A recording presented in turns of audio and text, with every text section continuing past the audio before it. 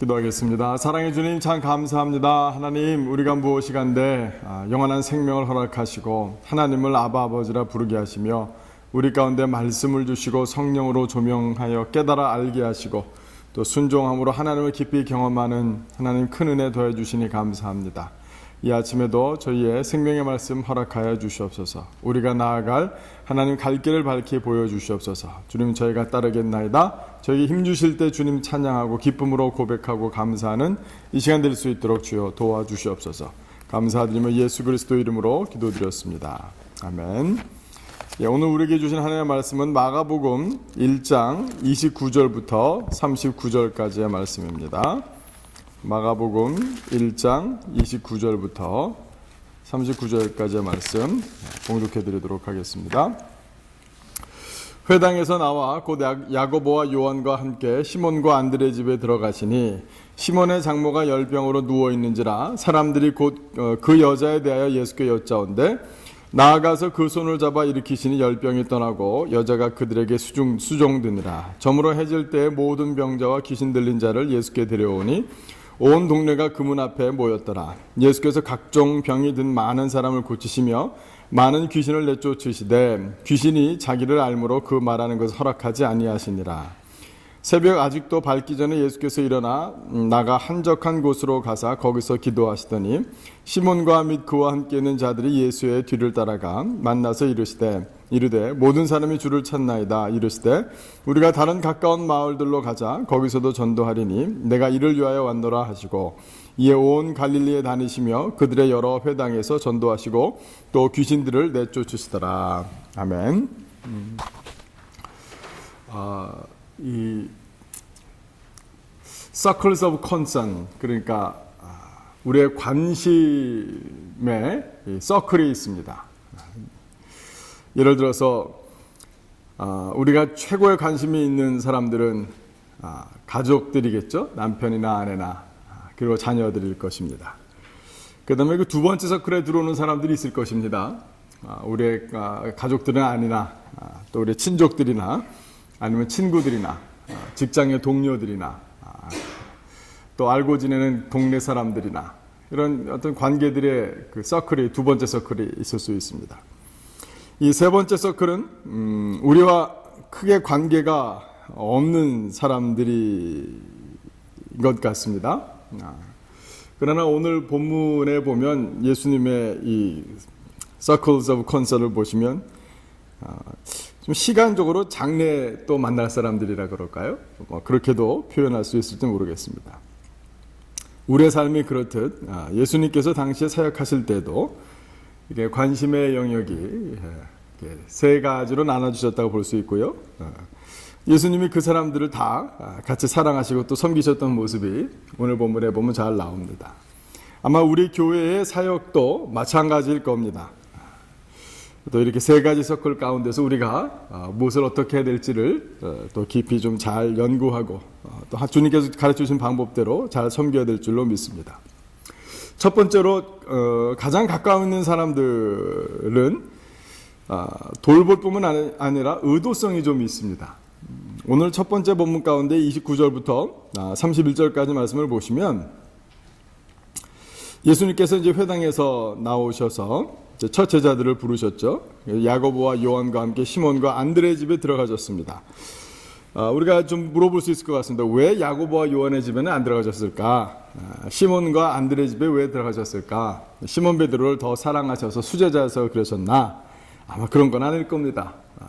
우리가 잘 알고 있다시피 오늘 본문 가운데 나온 것처럼 시몬의 장모가 열병으로 누워 있으니까 그렇죠? 아마 시몬과 안드레 집에 일부러 의도성을 가지고 찾아가신 것 같습니다. 시몬의 장모가 열병으로 누워있다라고 하는데 동일한 본문이 누가복음에 나오죠. 의사인 누가는 좀 더 정확하게 썼던 것 같습니다. 이 누가복음 4장에 보시면 아주 중한 열병으로 누웠다라고 합니다. 혹여나 좀 오래 누워있었던 병이 있는지도 모르겠어요. 그래서 예수님께서는 이 첫 번째 서클 안에 들어있는 사람들에게 의도성을 가지고 그들을 케어하시고 돕고자 찾아가시는 우리 주님의 모습을 우리가 확인해 볼 수 있습니다. 우리도 가족들은 가족들이 뭐 요구하기 전에 먼저 챙기게 되고 먼저 찾아가게 되고 하게 되는 것과 마찬가지를 할 수 있겠죠. 아마 우리는 그렇다면 예수님이 어느 서클 안에 들어있을까? 예수님을 따르고 또 주님께 헌신하고 주님의 생명의 사역이 일어나기를 간절히 바라서 또 그것을 기대하고 열망하여서 또 기도로 또 교회 사역 가운데 함께 나온 사람들은 어떤 서클에 있을까? 아마 제자들의 서클, 아마 첫 번째 서클 가운데 있을 것입니다. 주님께서는 우리를 향해서도 시몬의 장모를 열병을 고쳐주신 것처럼 주님께서는 늘 의도성을 가지고 우리를 살피시고 돌보시며 찾아오시는 주님임을 오늘 본문을 통해서도 우리가 다시 한번 확인해 볼 수 있습니다. 32절부터 34절까지 보면 두 번째 서클의 사람들이 나오죠. 그래서 모든 병자와 귀신 들린 자를 예수께 들어왔습니다. 동네 사람들이죠. 예수님과의 관계는 굉장히 멀어지지만 그래도 불구하고 예수님께서 마땅히 하나님께서 우리 삶의 현장 가운데 오늘날 지금 곁에 두게 하신 사람들을 섬기는 그런 모습들을 우리가 해볼 수 있겠는데요. 저물어 해질 때조차도 하나님께서 내 옆에 두신 사람들을 섬기고자 하는 그런 모습, 예수님께 우리가 좀 배울 필요가 있는 것 같습니다. 그래서 많은 사람들을 고치셨죠. 그 다음에 이제 34절에 보면 서클 얘기를 다시 돌아가기 전에 예수님께서 이제 귀신들을 쫓아내셨는데 귀신들이 오히려 어제 말씀처럼 귀신들이 오히려 충분히 그 예수님이 어떤 분인지를 말하려고 했는데 그걸 막으셨어요. 왜 그러셨을까? 마가복음은 특별히 다른 복음서도 마찬가지지만 마가복음은 그게 굉장히 두드러지게 나타납니다. 뭐냐면 예수님이 아직은 십자가 지실 때가 안 됐다는 거예요.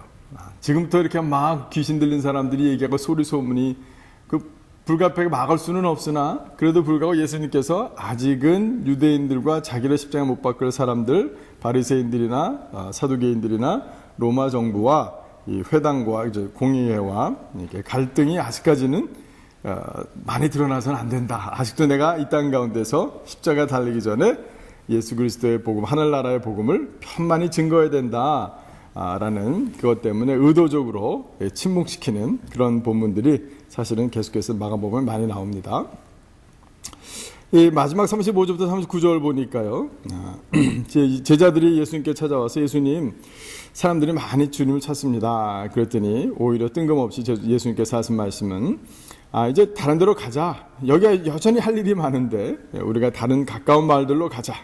거기서도 전도해야 되겠다. 내가 이를 위하여 왔노라 라고 말씀해 주고 계신 것입니다. 우리가 교회 사역을 하고 또 우리 사람들과의 이런 관계의 서클들 가운데 우리의 삶들을 함께 살아갈 때에 우리가 또 하나 놓치지 말아야 될 것, 현재의 관계, 나의 첫 번째 가족들에게만 우리의 신경을 한 번에서는 안 된다라는 사실입니다. 또 우리가 앞으로 미래에 우리는 예수님과 동일하지는 않지만 그래도 불구하고 예수님께서 우리를 통해서 구원하실 역사들이 있고 우리를 통해서 하나님의 은혜를 흘려보내줘야 될 그런 사람들이 있음을 우리가 알 때에 우리가 전도하다가 한 사람 전도하고 우리는 실패하면 그냥 그 자리에 주저앉는 경우가 많습니다. 전도는 힘들어, 어려워. 당연하죠. 힘들고 어렵죠.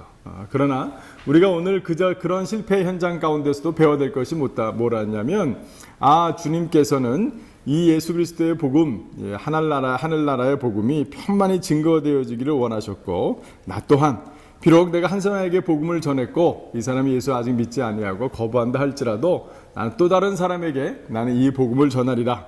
나는 오늘 다른 가까운 마을들로 가리라. 라는 그런 마음의 열정이 있어야 되는 것입니다. 또한 우리가 잘 알지 못하고 관계없는 사람들이지만 주님께서는 우리를 새로운 사람을 만나게 하실 것이다. 우리가 주님이 가시는 그곳을 나도 함께 따라가련다. 그런 마음들이 우리에게 꼭 필요로 한 줄로 믿습니다. 이 각각 이 세 단계의 이 관계들 가운데서 우리가 주님의 모습을 배우기 위해서 우리는 첫 번째로 좀 더 의도적으로 우리가 잘 아는 사람들 어떻게 도와줄까 섬길까를 깊이 고민해 봐야 되겠습니다. 우리 주변에 있는 사람들이 도움을 요청할 때 우리도 또한 끝까지 심지어는 이 저물어 해질 때라도 우리가 정성껏 섬길 줄 아는 그런 마음의 태도도 필요할 것 같습니다. 그러나 우리가 전도하고자나 아니면 새로운 관계에 맺으러 가고자 할 때 그 관계 가운데 함몰되거나 그 가운데 일어난 여러 가지 일들로 말미암아 그냥 그만두기보다는 우리 주님이 그러셨던 것처럼 계속해서 또 전진해 나가는 그런 믿음의 전진이 우리에게 있어야 될 줄로 믿습니다. 그리고 또한 이 모든 일을 가능하게 하는 그것은 새벽 아직도 밝기 전에 미명에 예수님께서 일어나 한적한 곳으로 가서 기도하셨다라는 그런 35절의 그 말씀이 이 모든 것을 가능케 하는 비결인 줄로 믿습니다.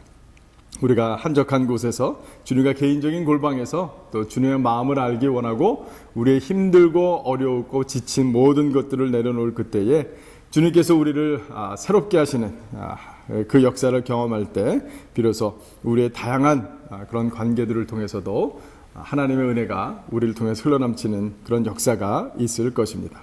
그 은혜 가운데 한가운데 서시는 저와 여러분이 되기를 주님의 이름으로 축원합니다. 기도하겠습니다.